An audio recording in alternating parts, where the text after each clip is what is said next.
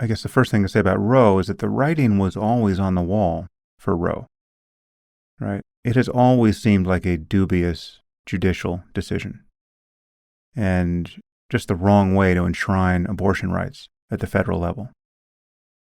And the fact that we've been relying on it for 50 years has been a failure of governance, right? The Democrats knew how precarious Roe was, and yet they completely failed to pass legislation, much less an amendment to the Constitution, to properly guarantee this right for women. Right? So there's a lot of blame to go around, and the Democrats share in that blame. That said, I think repealing Roe is going to be unambiguously bad for women, in particular poor women in red states. And it'll be bad for the red states, too. I think the spectacle of having desperate women prosecuted as murderers for going out of state to terminate a pregnancy or taking illegal medication at home, this will be bad for business. I think you'll find that corporations don't much like being associated with a real-life version of The Handmaid's Tale. But again, this will only hurt red states. But I don't think the problem necessarily stops here.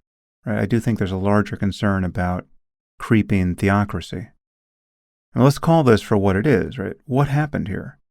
The unjustified and unjustifiable religious beliefs of Catholics on the Supreme Court have delivered this change in our society. This is religion, pure and simple. There is simply no valid ethical argument that privileges the interests of a single fertilized ovum over those of a woman whose life is going to be completely deranged by being forced to have a child. Okay, it's not just that pro-life absolutists have bad arguments. They have no arguments for banning abortion at the earliest stages. But then pro-choice absolutists are also extremists. Anyone who would argue for abortion as an absolute right of a woman at every stage of pregnancy, as though terminating a fetus in the third trimester had no ethical implications beyond a woman's bodily autonomy. Okay, such people are just not making contact with the real ethical terrain here. So our political debate about abortion seems pretty confused, and it ignores the very sensible intuitions that most people have on this topic.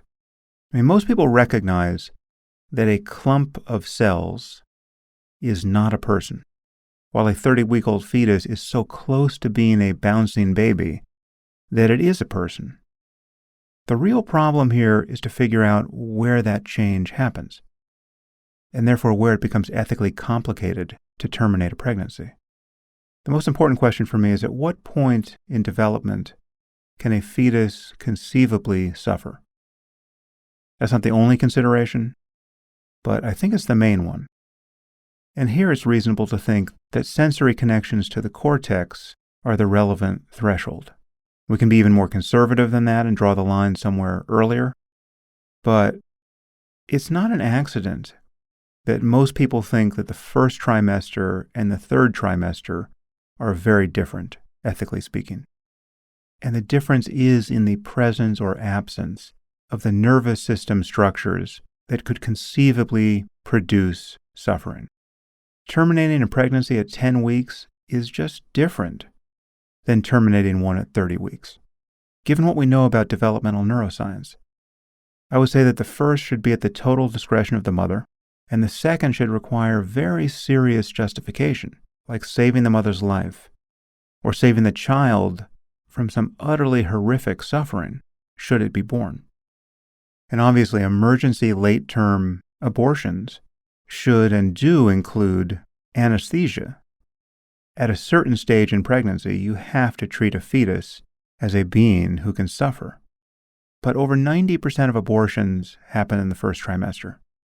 And given what we know, that should be a legal practice available to all women, especially given what we know about the effects on a society that outlaws that practice. Ultimately, there's a lot of ethical work still ahead of us to understand human development in a fine-grained way, and to specify exactly where a fetus, even a specific fetus, becomes a person to which we want to ascribe independent interests.